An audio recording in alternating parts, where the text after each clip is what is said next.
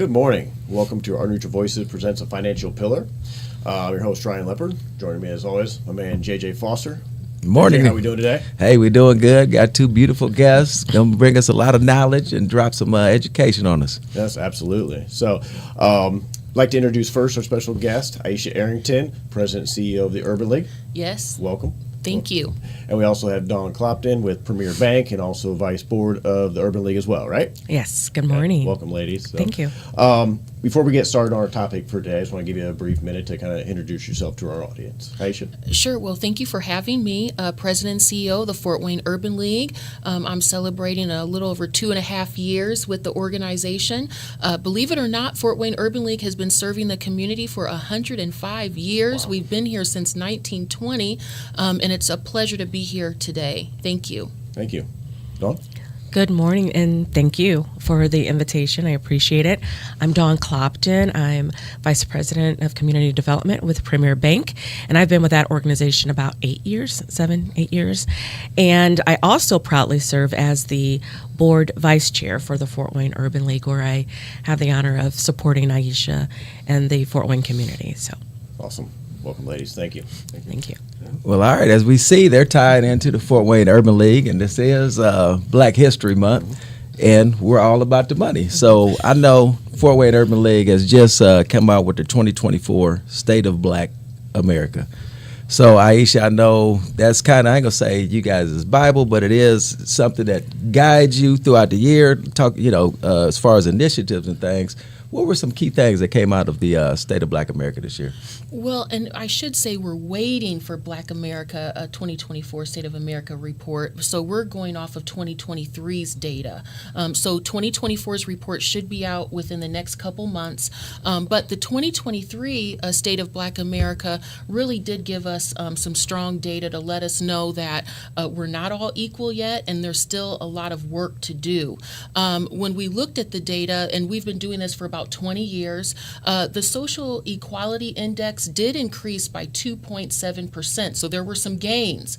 But what that report is telling us is if we continue at that pace, it will take 300 years for Black people to become equal to white people in this country. And so I don't know about you, JJ, but I don't plan on being here 300 years from now. So that means we need to get a little bit of fire under our butt to really close those gaps and make sure that everyone has equal opportunity in this country. Excellent. That's funny because, I read online. I could have swore I was in the 2024. Not yet. Okay. Not yet. Okay. Explain exactly what is the equality index? They're For people that measuring. may not know. They're measuring how equality looks in the country, and so they're measuring things like home ownership, which we know Black people are behind in that area. They're looking at wages. Black people, we don't make the same amount for each dollar that a white American may make, and then they're looking at education opportunities. And so when they look at all of that, it gives them scores of where Black people are today compared to 20 years ago. Okay. So when I see a number like 75.5 on the equality index, that means African Americans are missing almost 25% of the yes, pie? almost. Well, yeah, I rounded up to 30, Okay. but almost 30% of that pie we're missing. Yes. Okay, gotcha. Now, and when we talk about economics, when I looked at the numbers, I saw, how do you explain like from 2000 to where we are? It actually is going down. We're not doing as good in 2024 or in 2024 versus 2000. Yeah, you're so right. And what's disappointing is that when we even look at home ownership in the Black community, we were stronger in 2000 than we are in 2025. There was a little bit of an uptick right after George Floyd. We saw some gains, but then we quickly lost those gains and we're behind. So that's disappointing. 25 years where we could see some gains and then we lost all of it. And so it's really an opportunity for us all to look back and figure out what is going on. Why did we lose traction, and why are we not positioning Black people to be able to buy homes, to be a home owner? And so there's a lot of things that go into that, which I'm sure we're going to talk about. Okay. What is there anything in particular that you would point to the decline in those numbers? Well, it's so layered. I mean, that's such a layered question. We know that there's discrimination in lending. You know, that's a big part of it. We understand generational poverty. So when a lot of times Black people find themselves as being the first one in their family to buy a home, to own a home. So we're not building that generational wealth. And then, too, we have to look at the history of just redlining itself. You know, a lot of Black people live in redlining districts still to this day, and it's important to remember that redlining was legal up through 1968, so it wasn't that long ago. So, and that's where banks and lending institutions were not pouring resources into those communities. Here in Fort Wayne, we always talk about the southeast side. That's a very much a redlined community, a community that's still vulnerable today. So for our audience out there that may not know, what is redlining? Redlining, again, is where lines were made in neighborhoods where lending institutions were discouraged from investing in those neighborhoods and in those communities. Okay. And when you stop investing in a community, that affects all levels. That's your schools, that's your access to health care, that's home ownership. All of those things. If there's no money in that community, none of those things are happening. And it's funny, Ryan, that you asked Aisha that question, because I was going to ask my two banking partners, from you guys' perspective, what are you seeing from your end as far as home ownership and people in the minority communities? Well, I'll say the same thing pretty much that Aisha said. So the redlining is a huge problem. And I think it was just a few months ago we were at a event at the Urban League. Yes. Where we partnered with Metro Human Relations, and we invited Indianapolis's Fair Housing Executive Director to come down and talk to us. Right, and so she was able to show us some numbers and kind of point out the disparities in where our banks here, even locally, were lending in those areas. So it's still happening today. I know that there's still covenants and restrictions out there that literally say do not sell this home to Negroes or people of color. Yes. So it's still happening today. It's very prevalent. Gotcha. Yeah. I mean, on my end, I'm not on that kind of end of the business, but knowing that redlining is a forbidden act, like there's specific things with the Community Reinvestment Act and all that requires banks to contribute back to their communities on there. You know, it's interesting to hear that you're still seeing the effects of it. Oh, right? Dawn is so right. I mean, when we had the fair housing talk at the Urban League and they showed the banking data, we have banks here in the community that have zero applications that they've taken in from Black or brown families and zero applications that they've approved for those families to buy a home. So there's some disparity there that we really need to dive into to figure out why is that still happening today. And like Dawn said too, just remembering some of the history here, you know, Oakdale neighborhood, we're not too far away from Oakdale neighborhood here at the studio. On their books they had no Negroes allowed. And look at that community today. Still very much not as diverse community as going further southeast here. Gotcha. And I'll say this, though. I was at this seminar as well, and the numbers are the numbers. And there are some banks that do have some of these very same practices that we're talking about that existed years ago. But there are some banks, you know, and I will say in Lake City that are doing things the right way. There is a bigger issue that's bigger than just where somebody can live and illegal practices. You know, when you're talking about credit scores and debt to income ratios, these are all things that come into effect as well. You know, one of the things I think I do pride myself on is when somebody comes, I know our folks, we want to know that we got a fair shake. You know, we walk into a door and we do know these things go on and they exist. And the reason we know they go on because there are penalties. You know, there's HMDA out there that folks that if you aren't lending or you aren't established in a certain area, you get penalized for federally. But, bottom line, you come in, you want to get that fair shake. And I think overall, I mean, when you look at a credit score, what actually goes into that? You know, you can be one thing TransUnion, you can be something Experian.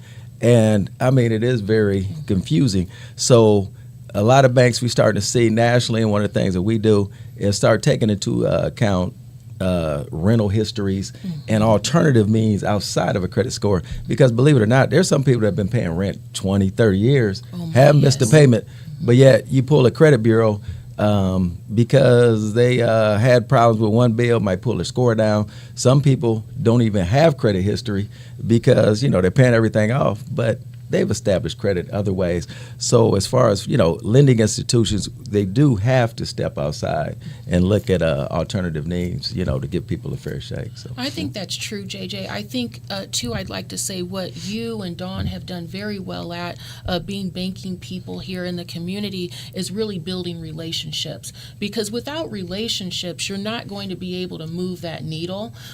We have Black people in the community that are afraid of banks, that don't trust banks, that are unbanked in general. And unless you have a relationship with them where you can come and say, listen, I'm going to give you the real deal. There's no smoke and mirrors here. I'm going to give you the truth, and I'm going to follow you along through the process so that you can become a home buyer. It's not going to happen. And so I do want to say thank you just to you and Dawn for being honest about what credit scores are and debt to ratio, all the financial literacy stuff that sometimes we're all ignorant of. I get confused about it all. Correct. And it's funny that you talk about relationships. That's something that we've established on this show. We talk to our audience all the time. Have a relationship. Don't walk into somewhere where somebody's going to talk down to you. They are intimidating. They're using words that's going over your head. Establish that relationship. That is something big, and I'm glad that you said that. It's the city of churches, and it's the city of banks as well, right? So there's banks everywhere. Absolutely. A lot of them, their products are virtually the same there. So really, it's a relationship. Go somewhere where you feel like you have a true relationship, right? I would like on this topic. I would like to take a step back because I know coming into this year. For the financial pillar, JJ and I had a conversation on where do we want to kind of start this year, and a couple of the things that we thought were really important are understanding the importance of building credit and how that can affect you, right? Because a lot of times when we talk about credit, it's from the standpoint of rebuilding credit, but what if we get out in front of that to our younger generation and talking about the importance of credit, what it means to them, all the things in their life that it affects. The other standpoint is the importance of home ownership, right? And then that's where we kind of got into the disparity between white home ownership and the Black community home ownership. So I'd love to hear from you three on what your thoughts are. Why there's such a disparity in that? Is it they're growing up in a household where parents generational wise have always rented and it's not being talked about? They don't understand that. What's your thoughts on that? Well, I mean, that's it right there. I mean, poverty has such a hold on so many Black and brown families, and until you address poverty, you're not going to be able to address the other things, because if you can't put food on the table, a credit score isn't going to be a priority. Also, when you're living in poverty, one little hiccup can ruin everything. I've had so many conversations with people where they've gone to the hospital and had one major procedure, and now they've got medical debt out of the wazoo. Maybe their car broke down and it was thousands of dollars to get fixed, and they put it on a credit card and they weren't ever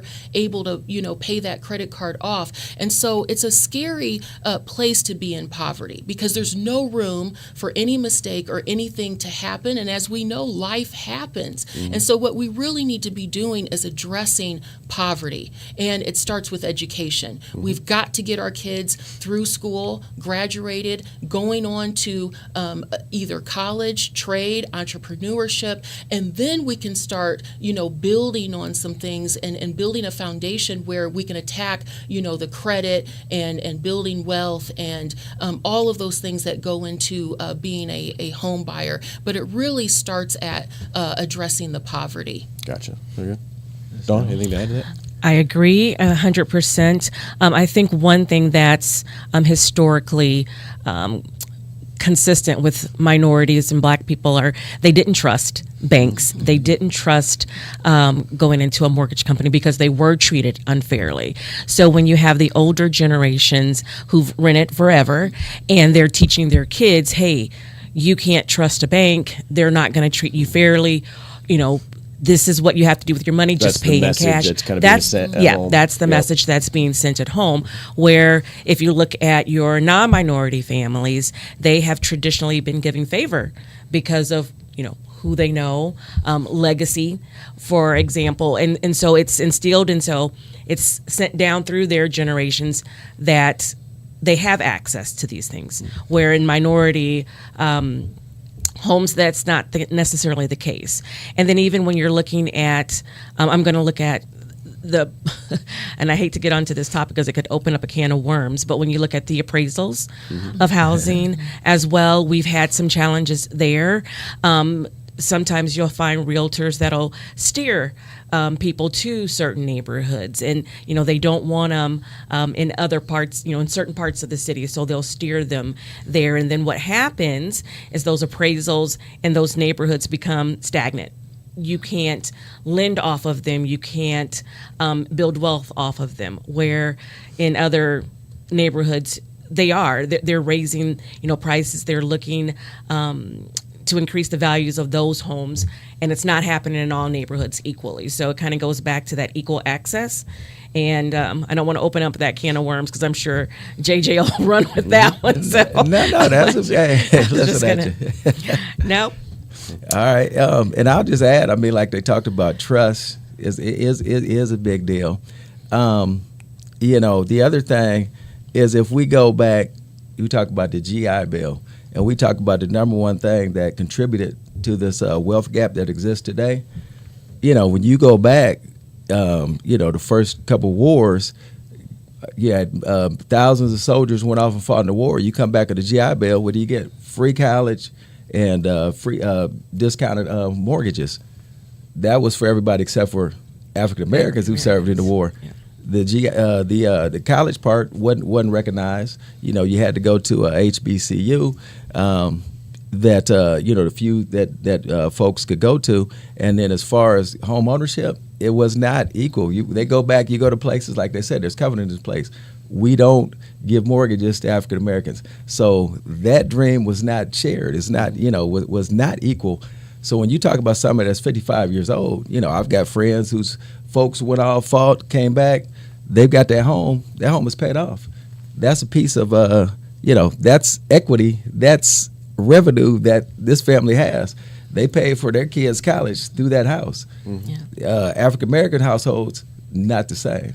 So that's all I had. You were pretty lenient on that one. I thought you would go in more, but he didn't. Yeah. Now, I do want to specify something that you said, JJ, is they weren't lending to African Americans. Do you think it's African Americans in general or African American specific communities? Right? Do you understand what I'm saying there? Repeat that again. It's a combination of both. You mentioned that they weren't lending to African Americans. Is it not lending to African Americans or specific communities that might be majority African Americans? Oh, the GI Bill? Yeah. No, when you came back, I mean, there was a town called Levittown, right? Levittown, they built, it had all the amenities, washer, dryer, everybody, kind of put us in focus or set us off, in modernization. So as African Americans thinking, hey, they're going to be a part of Levittown, they weren't allowed. Where they were funneled to? Tenements, renting, just forcing into bad conditions. I mean, you can have all the money you want, but if I'm not allowed to live where I want to live, they put them. That's where you get, ghettos and things, because this was where we were forced to live. Then there are situations when they would give you a mortgage. The terms would be so ridiculous. I mean, you could have paid for 2 houses off of what somebody paid for one. But you want to know what's funny? You talk about a resilient people. In a lot of them situations, they did. They paid. Whatever the terms were, as ridiculous as they were, they did whatever it was they had to do to get it paid for and to support their family. Gotcha. Where do you see that we're at today in comparison to that with our lending terms? I mean, do we think that they're still being unfair? Do you think lending terms equal? It is fair. It is better because, like we said, there's hum to data. I mean, it's tracked. Mm-hmm. And the one thing I will say is this: is when you get people that want to act like it don't exist or that's in the past. No, it's not in the past because we're still have repercussions to this day. Mm-hmm. So when we talk about it again, it's not. We're not didn't start at the same point. You see what I'm saying? So if I got a home that's been paid off, somebody paid $50,000 for a home back in 1930 that's worth $200,000 now, That's a tremendous head start. So, the terms are fair, but it's like we talked about, people, Aisha hit it. People coming up through poverty, you just kind of been living and surviving. Do I have money for a down payment? When you get a mortgage is probably cheaper than your rent. But the big thing is having that down payment. So without down payment assistance or something to be put in place to allow me to level the playing field, I'm still putting, behind 8 ball. Yeah. Don't we see in kind of the minority communities when they're talking about the banks, the community reinvestment acts, that they're doing more of that, though, down payment assistance in specific areas? Do you see that? There's a lot of programs. I mean, but the point is we have to be clear. We have lost traction. So home ownership is down compared to 2000. That's 25 years ago. It's down. We had a little uptick right after George Floyd died, where we could see black home ownership increasing, and we've lost that. So yes, lending has been offered in a way to make it fair for many people, maybe open up the door for people who maybe couldn't get lending before. There are so many programs that offer down payment assistance. There's literacy classes that you can take. But the fact of the matter is only 45%, I think it said, of black people own their home compared to over 70% of white people today. Yeah. Correct. And like she said, yes, there are programs out there that down payment assistance programs that are federal. There's some banks do different things. We have a zero down product, to assist folks. But I'm gonna tell you right now, the climate where we are right now, you're not building a house for no less than $200,000. So now, if I'm making $30,000 to $50,000, the amount of house I can afford is 120 to 150. Now, if they're not building anything for less than 200, there's got to be some type of help, some type of assistance to close that gap, and that's what we're seeing right now. Your credit could be stellar. I mean, I've had people come, 750 credit, everything paid off, limited liabilities, except they make $35,000. So if I get them pre-approved, now you got your pre-approval letter. What are they getting by? So now we've stepped off into a whole nother realm and avenue that we got to try to figure out how to navigate and get people into home ownership. Affordable housing. Affordable housing. Affordable housing. Yep. When you mentioned rent typically being more than mortgages, but for somebody who's making $35,000, how are they affording the rent compared to being able to get a mortgage, right? Correct. But it's like we said, I mean, you're in survival mode. And here's the thing, the phenomenon with that, rent has gone up. Why has rent gone up? Because they understand that over here you can't afford a house. Mortgage has gone up. So people are taking advantage. And it is tough, and it's something that's going to have to be figured out, And that's why we see so many different projects going up as far as apartments and mixed finance living and things of that nature, because it is something's going to have to be done. Yeah, because I know we got an abundance of apartments going up here in the Fort Wayne community, but yet I keep seeing what the rents are, right? So it's not necessarily affordable apartments going up, right? And you see people getting creative. You got roommates now, co-ops. I mean, if you don't have two incomes coming in, it is tough. It's tough. So when I asked that question about the rent and the mortgage, that's what I was wondering. Is it, it's easier to rent because you can find a roommate, right? Or people moving in together having roommates to be able to afford that rent, even though it's more than mortgage, where they're not necessarily getting approved for a mortgage as roommates, right? Qualifications. Well, I think to the point JJ's trying to make is a landlord will take your $2,000 a month for rent, right? But the bank is not going to approve you for the amount of money it would cost to buy that rental property. So, if, like JJ said, if you're making $35,000 a year and you only qualify then for a loan of $120,000, what are you buying? Where are you buying it at? There is no such home. And so that's the disparity right there. You can find rental homes all day long where you're paying over $2,000 a month, but yet that same person who's making that payment every single month on time cannot get a mortgage to buy that rental property.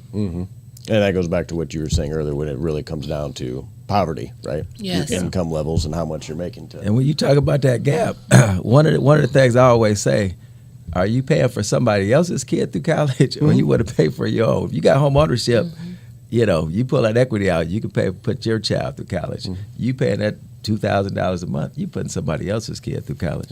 Yep. So, Aisha, knowing that what I mentioned earlier about JJ and I's conversation about how do we reach more of the youth and kind of get this education out to them and talk to them about the importance of home ownership, what would be your ideas on how and where to kind of start with that?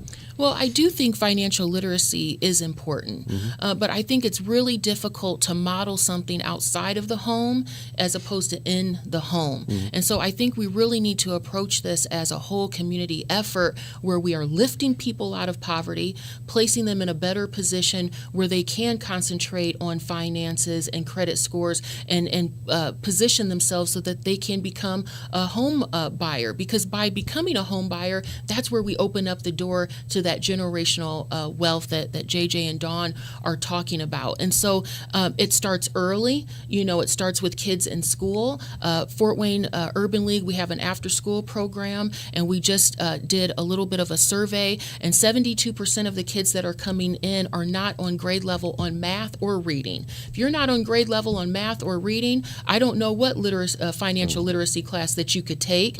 And so we've got to get our kids on grade level. And then, yes, we do need to talk about financial literacy. Simple things like even writing, a check, balancing a checkbook, making sure that our kids understand where their money is going, especially when they start working and bringing a paycheck home. But it really starts, to me, the whole foundation of it all is that education, concentrating on education so that we can position our kids in a place where they can begin to understand financial literacy and how it will have an effect on their life. And then talking about college, it's still expensive. It's so expensive. And so we have so many people, black and brown people especially, that have done all the right things. They've gone to school, they've graduated, they've gone to college, and they've earned degrees. But guess what? Now they have debt, that is lingering. And so, JJ, when you talk about that debt to income ratio, I'm wondering, do you see folks that are falling right in that category where they've done all the right things, they've got the education, now they have an income, but now they have all this student debt? You're exactly right. That is number one. I'm sure Dawn could attest to. You have a string of student loans that need to be paid back, and I tell people all the time, whether you're paying on them, they're in deferment or whatnot. What lenders use is that .005 to put, to figure out what that monthly payment is. So it's going to be there. And you're right. It is a cycle that you're going to have to figure something out with it. Yeah.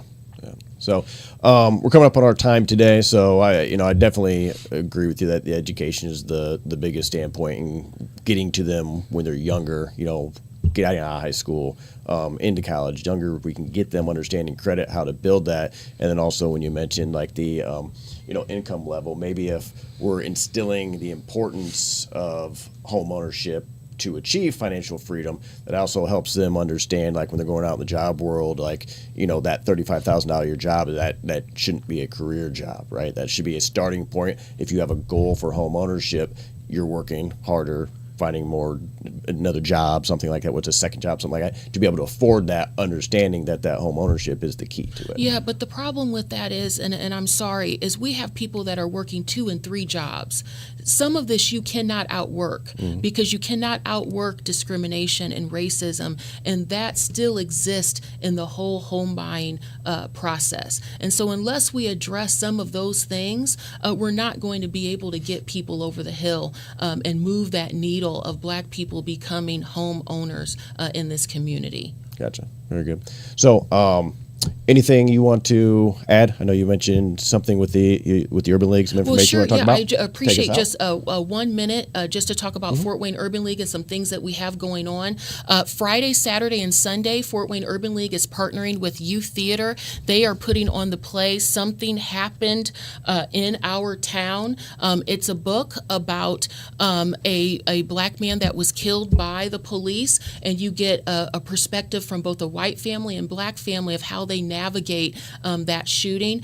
Fort Wayne Urban League will be talking about our Mothers for the Movement and our police protocols that we just had vetted by the Fort Wayne Police Department. We're going to start educating our youth about what to do if they're ever pulled over by the police. So that's Friday, Saturday, and Sunday. Tickets are on sale. Youth Theater wants people to come out and see this play. Something happened in our town. Hope to see people there. Saturday, we are dedicating our library at the Fort Wayne Urban League in honor of Chief Condra Ridley. I'm so proud and happy to do this to honor this woman who's been serving our community for over 30 years. But our library at the Fort Wayne Urban League will be known as the Chief Condra Ridley Library. That is at 3 o'clock Saturday at the Urban League. We'd love to see people there. And lastly, we are in our second year with our partnership with the Race Card Project. That was created by journalist Michelle Norris, and it offers the community an opportunity to submit a race or identity story in just 6 words. If you go to Fort Wayne Urban League's website, fwul.org, you'll see submissions that we've gotten in already, but I'm encouraging all community members to let us know what you think about race or identity in your own personal life and tell us a story in just 6 words.